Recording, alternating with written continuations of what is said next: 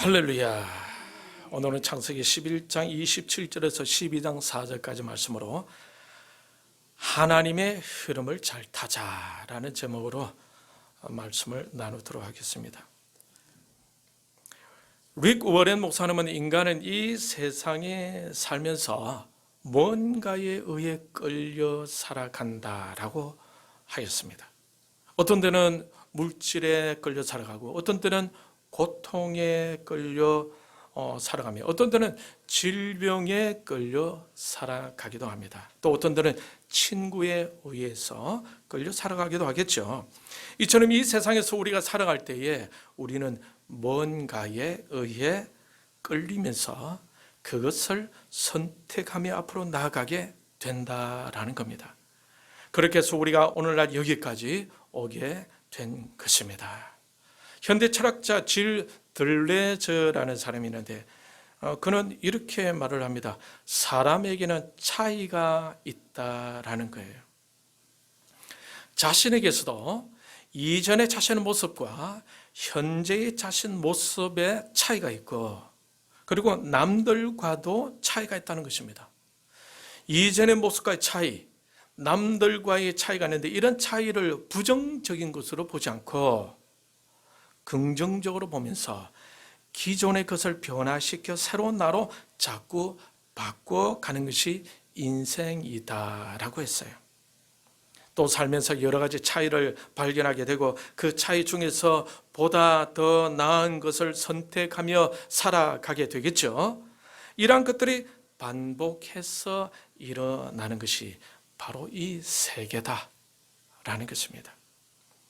이것은 자신에게 일어나는 그 어떤 새로운 것, 보다 나은 것을 위해 보다 더 나은 것을 선택하며 살아가게 되는 것이죠. 이것이 바로 개인의 인생이며, 이러한 새로움이 반복되면서 이 세상을 이루게 되었다라는 것입니다.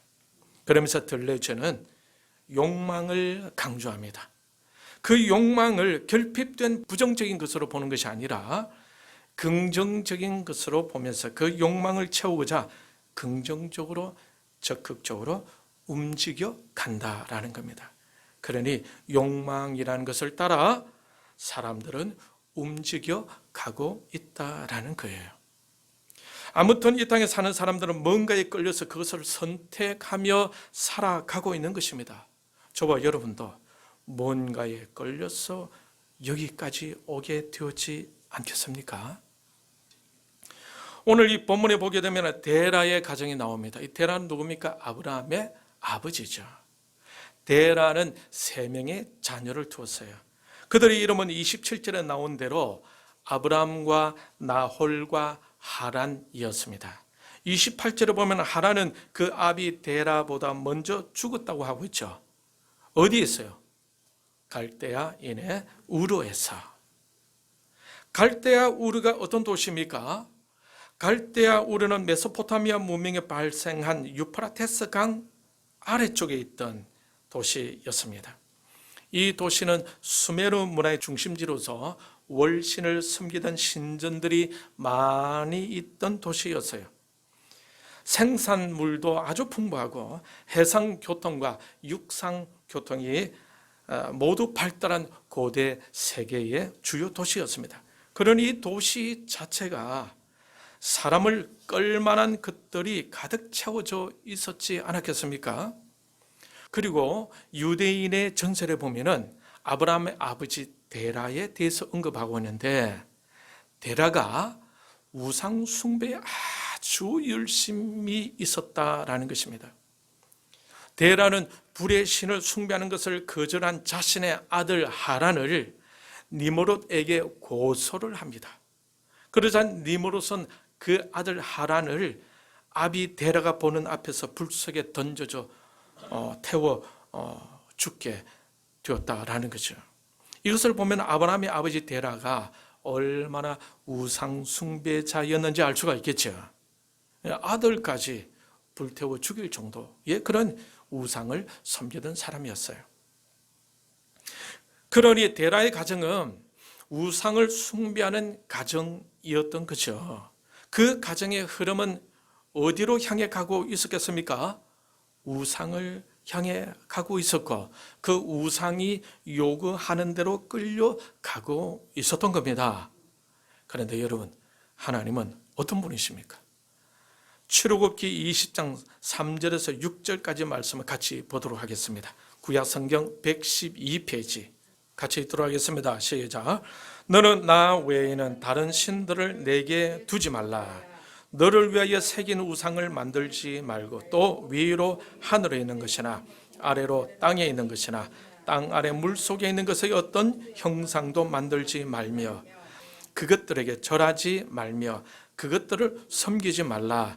나 내 하나님 여호와는 질투하는 하나님인즉 나를 미워하는 자의 죄를 갚되 아버지로부터 아들에게로 3, 4대까지 이르게 하거니와 나를 사랑하고 내 계명을 지키는 자에게는 1000대까지 은혜를 베푸느니라.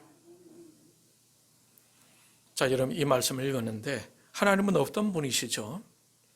우상을 섬기는 것을 좋아하시는 분이실까요? 싫어하시는 분이실까요? 예, 우상을 싫어하시는 분이 바로 우리 하나님이십니다. 우상을 섬기는 자들에게 몇 대까지 벌을 내리신다고 하고 있습니까? 3, 4대까지 벌을 내리신다라고 하고 있어요. 그만큼 하나님은 우상을 싫어하시는 분이십니다. 그런데 하나님의 사랑과 하나님의 계명을 지키는 자들에게는 몇 대까지 은혜를 베푼다고 하고 있습니까? 1000대까지. 이것을 보면은 하나님은 벌보다 은혜를 베푸는 것을 훨씬 더 좋아하시는 분이심을 알 수가 있겠죠.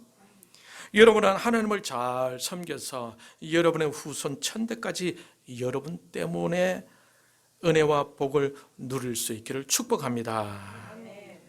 그러니까 이왕 믿음 생활하는 것 더욱 열심히 할 수 있기를 바랍니다. 그런데 아브라함의 아버지 데라는 이처럼 하나님이 싫어하시는 우상을 숭배하던 자였어요. 그러니 데라의 가정은 하나님의 심판을 향해 달려가고 있었지 않았겠습니까? 우상을 섬기는 데 있어서 일가견이 있던 가정이었어요. 자신이 섬기는 우상을 섬기지 않는다고 아들까지 고소하여 불에 태워 죽게 했으니 그 우상을 향한 열정이 얼마나 대단했었는지를 여러분 아시겠죠? 그만큼 우상이 그 가정을 지배하고 있었고 그 우상이 그 가정을 끌어가고 있었던 겁니다. 여러분의 가정은 누가 무엇이 끌고 있는 것 같습니까? 하나님의 끌림을 받는 가정이 되시길 축복합니다. 할렐루야. 어느 날 아브라함의 아버지 데라가 가족을 데리고 고향 우르를 떠나 가나안 땅으로 가고자 우르를 출발하여 하란이라는 곳에 이르게 됩니다. 그때 데라의 나이가 205세가 되던 때였어요. 그런데 그곳에서 데라는 그만 죽고 말죠. 그 가문의 기둥이 죽고 말았습니다. 그렇게 열심히 우상을 쫓아가던 아버지가 세상을 떠나고 말았어요. 그 가정에 슬픔이 몰려왔습니다. 아버지가 없으니 그 가정의 혼란 속에 잠시 빠지게 되었지 않았겠습니까? 이제 어디를 향해 가야 하겠습니까? 이제 무엇을 목표로 살아야 하겠습니까? 난감했겠죠. 아버지가 살아 있었던 동안에는 우상을 섬기면서 그들의 삶의 목적과 방향이 뚜렷했었는데 그만 아버지가 돌아가셨으니 그들의 목적과 방향에 대혼란이 오지 않았겠습니까? 그때 그 가정에 어떤 일이 일어납니까? 그런 혼란에 빠져 있을 그때 누가 아브라함을 찾아왔습니까? 하나님이 아브라함을 찾아온 거예요. 그동안에는 우상이 가정의 목적이자 방향이었다면 아버지 데라가 죽은 후에는 그 우상의 그 자리에 하나님이 대신하게 되었던 것입니다. 아주 잘 됐죠. 예. 그렇게 그 가정의 흐름이 바뀌게 되었던 거죠. 우상 숭배를 반대하던 아들까지 불태워 신에게 드릴 정도였었지만 아버지가 죽자 그 가정의 방향의 흐름이 완전히 바뀌게 되는 그러한 기회를 얻게 된 것입니다. 어떻게 했어요? 하나님이 찾아오심으로. 아버지 데라로 인해 아들 하란이 죽었지 않습니까? 결국 데라 자신도 죽게 되죠. 하지만 하나님의 그 가정에 찾아오심으로 인해 아들 아브라함은 믿음의 조상이 되고, 그로 인해 많은 후손이 생기게 되었고, 결국 그 가문을 통해서 메시아 예수 그리스도가 탄생되는 영광을 누리게 되는 것입니다. 자, 여기서 어떤 흐름을 타느냐, 이것은 매우 중요한 것입니다. 어떤 친구를 사귀느냐도 중요하겠죠. 어떤 분위기, 어떤 흐름을 타느냐라는 것은 개인이나 공동체에 중요하지 않을 수가 없는 것입니다. 여러분, 고사성어 중에 맹자 삼천지교에 대해서 여러분 잘 아실 것입니다.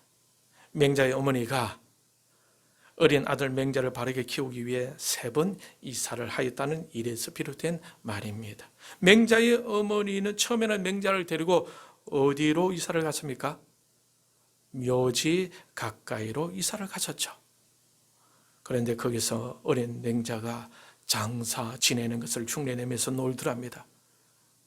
이제 가면 언제 오나 어히 이렇게 이제 노는 거예요. 그래서 그 어머니는 이거 안 되겠다 싶어서 집을 이번에는 어디로 옮기게 됩니까? 시장 근처로 옮기게 되었습니다. 이번에는 어린 맹자는 말이죠, 거리에서 물건 파는 것을 보고 그것을 또 흉내내면서 노는 것이 아닙니까? 애들은 가라, 날마다 오는 것이 아닙니다 하면서 말이죠. 예. 그래서 그것을 보고 있던 맹자 어머니는 하도 기가 차서 안 되겠다 하면서 이번에는 어디로 갑니까? 서당이 있는 곳으로 집을 옮기게 되죠. 여러분, 거기에서는 맹자가 어떻게 놀았을까요? 하늘 좋은 따지 이놈아 톡톡 이렇게 서당 흉내를 내면서 놀더랍니다. 거기서 맹자를 공부시킬 수 있었다고 합니다. 이처럼 맹자도 어떤 환경에 의해서 끌려가고 있었음을 알 수가 있겠죠.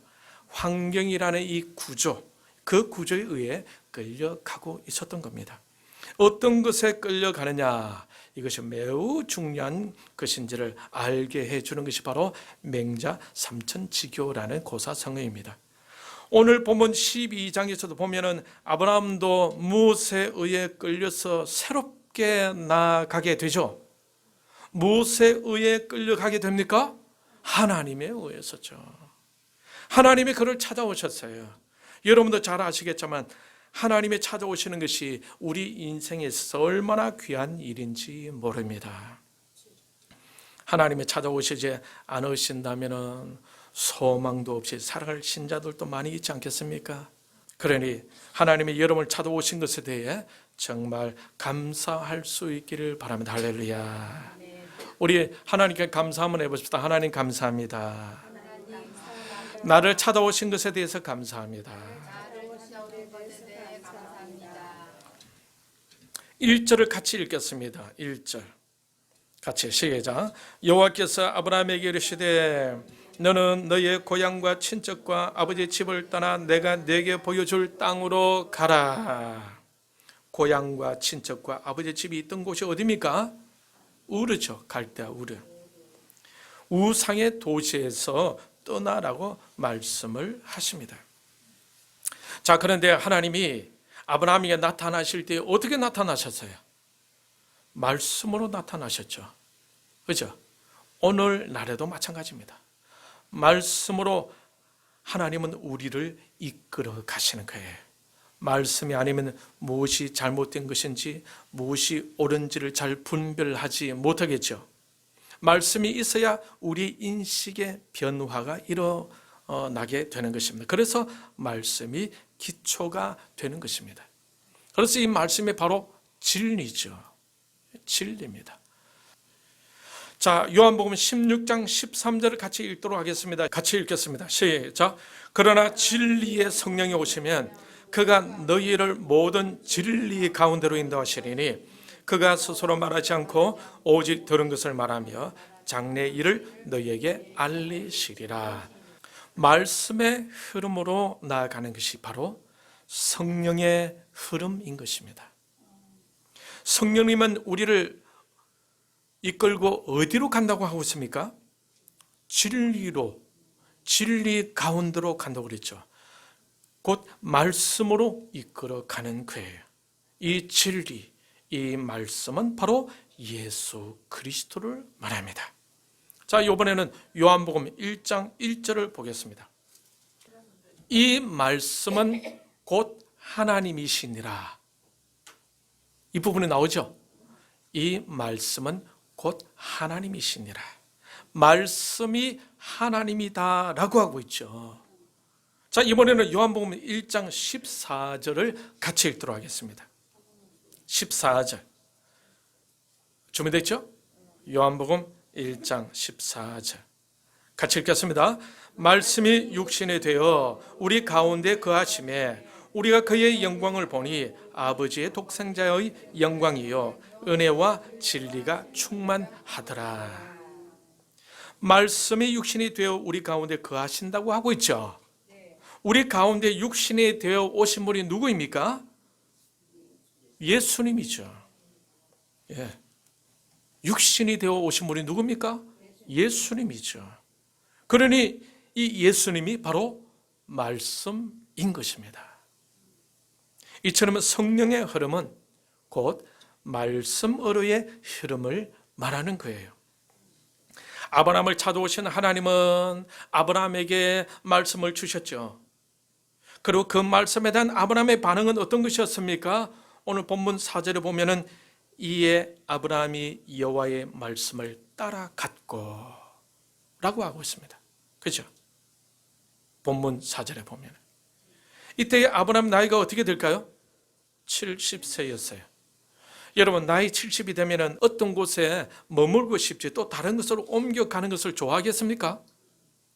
그런데 70세 된 아브라함이 하나님의 말씀을 듣자 순종하여 그 나이에도 불구하고 말씀을 따라갔다고 하고 있습니다. 이것에 대해서 히브리서 11장 8절은 이렇게 말씀하고 있어요. 같이 읽겠습니다. 믿음으로 아브라함은 부르심을 받았을 때에 순종하여 장래의 유업으로 받을 땅에 나갈새 갈 바를 알지 못하고 나아갔으며 하나님이 이끄심에 순종하여 쫓아갈 때에 갈 바를 알지 못하였다라고 하고 있습니다. 그러니 아브라함은 오직 하나님의 무엇만 의지해서 쫓아갔습니까? 하나님의 말씀만 의지하여 나아갔던 것입니다. 말씀의 흐름을 탄 거죠. 하나님이 이끄시는 그 흐름에 몸과 마음을 실은 것입니다. 아브라함은 자신의 인생을 걸은 거예요. 우리를 이끌고자 하는 많은 요소들이 있을 것입니다. 주변에 보면은 친구가 있겠죠. 고통, 슬픔, 분노, 물질 이러한 것들을 우리를 이끌기도 합니다. 그 가운데서 말씀이라는 요소도 있다는 것을 우리는 아브라함을 통해서 알 수가 있어야 할 것입니다. 아브라함은 오직 하나님의 말씀을 따라 갈 바를 알지 못했지만 오직 믿음으로 쫓아갔던 것입니다. 오직 하나님이 이끄시는 그 흐름을 탔던 거죠. 아브라함이 그 흐름을 탔다는 것이 얼마나 다행스러운 일입니까? 여러분도 이 흐름을 타고 계시죠? 얼마나 감사한 일입니까? 하나님께 감사할 수 있길 바랍니다. 이 말씀이라는 요소는 눈에 직접 보이는 것이 아니기 때문에 다른 어떤 요소들보다 우리에게 자극하는 정도는 아주 미미할 거예요. 우리의 마음과 몸과 삶이 이끌려 가기에는 그렇게 자극적이지는 않습니다. 특별하게 자극적인 일일 때도 있지만, 그래서 우리는 이 흐름을 때로는 놓칠 수가 많은 거죠. 왜냐하면 너무나 세미하게 다가오기 때문에 그렇습니다. 우리가 조금만 육신의 생각으로 가득 차게 되게 되면은 이 말씀의 흐름, 성령의 흐름을 우리가 감지하기가 어렵지 않겠습니까? 그러면 그 흐름을 놓쳐버리게 되는 것입니다.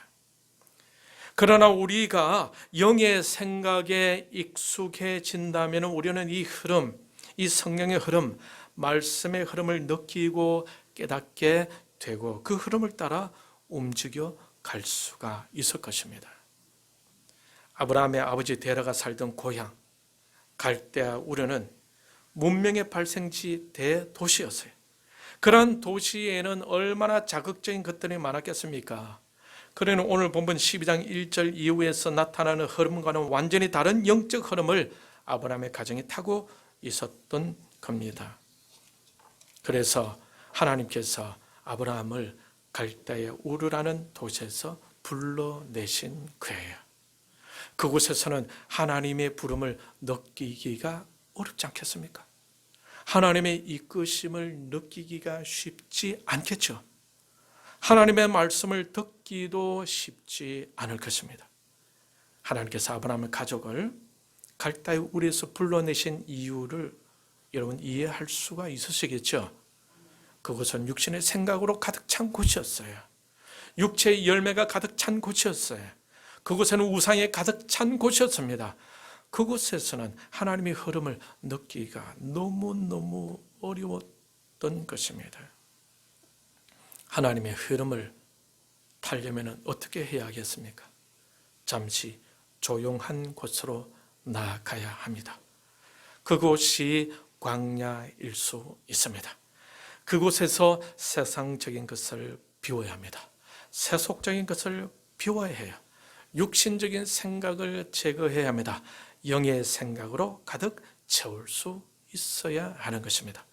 우리의 영적 내면이 거룩해져야 하는 것이죠. 그래야 하나님의 음성을 들을 수가 있고 느낄 수가 있지 않겠습니까? 그때에 비로소 하나님의 흐름을 감지할 수가 있어요. 성령의 이끄심을 탈 수가 있는 것입니다. 우리 속에 시끄러우면 세미하게 들려오는 하나님의 음성을 들을 수가 있겠어요, 없겠어요? 듣기가 힘들 겁니다. 잔잔하게 이끌어가시는 성령님의 이끄심을 어떻게 느낄 수가 있겠습니까? 요나는 하나님의 음성을 들었죠. 하지만 요나 개인의 내면은 부정적인 것, 불순종, 감정적인 것들이 처리가 되지 않으니까 하나님의 음성을 외면해 버리게 되었지 않습니까? 사울 왕도 교만해지면서 선지자의 말도 듣지 않게 되었죠. 자신의 판단과 자신의 선택을 주장하게 되고 백성들을 두려워하게 되면서 잘못된 결정들을 하게 되는 것을 우리는 볼 수가 있었습니다. 그러면서 그는 사울 왕은 시작과는 전혀 다르게 엉뚱한 흐름을 타게 되었습니다. 그가 왕이 되기 전에는 참 겸손했죠. 그럴 때 하나님의 이끄심이 그에게 다가왔죠. 그리고 그가 그 이끄심 속에서 왕이 되었어요. 그런데 그가 하나님 명령을 어기고 죄를 범하면서 하나님의 신이 떠나고 악령이 그를 지배하기 시작했죠. 그러면서 그의 인생은 하나님의 신의 흐름이 아닌 악령의 흐름, 세상의 흐름을 타게 되었던 것입니다. 그 결과에 대해서는 로마서 8장 6절이 잘 말해주고 있는데 그 말씀 뭐냐면은 육신의 생각은 사망이요 영의 생각은 생명과 평안이니라. 로마서 8장 6절. 아들이 우상을 섬기지 않는다고 그 아들을 죽게 만든 아버지 데라. 비록 우상을 섬겼지만은 아버지 데라의 그 신앙의 열정은 아주 대단했었어요. 그런데 그 열정을 아들 아브라함이 이어받게 되었나 봅니다.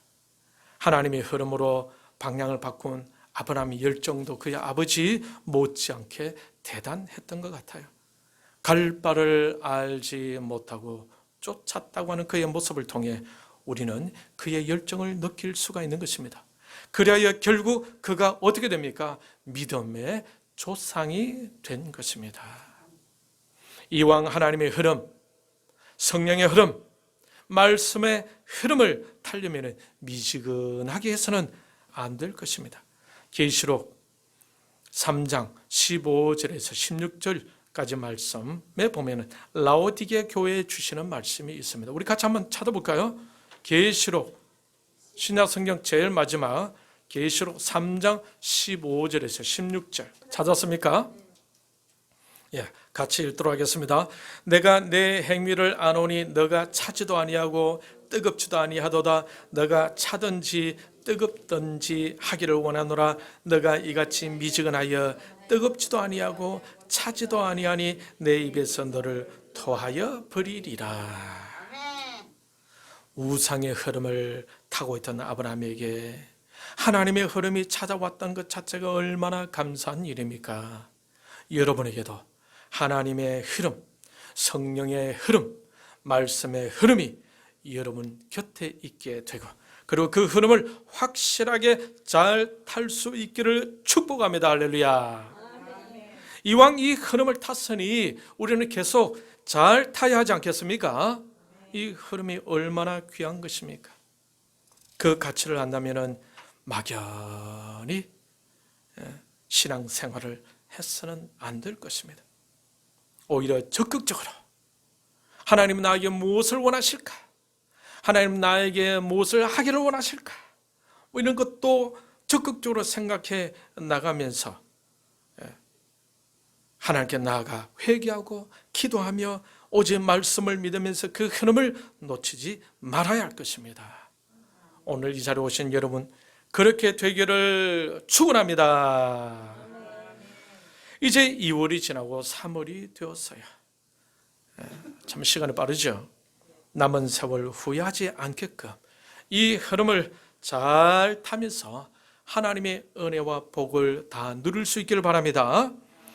육신의 생각을 비우고 영의 생각으로 성령의 이끄심에 민감하게 반응을 보이면서 아브라함처럼 순종하여 전진하는 저와 여러분, 그러므로 하나님께 기쁨이 되고 하나님께서 이끄시는 그 흐름을 잘 타시고 하나님께서 원하시는 그 목적과 계획을 이루어 드리면서 하나님의 기적도 경험하는 저와 여러분들이 다 되시기를 주님의 이름으로 축원합니다.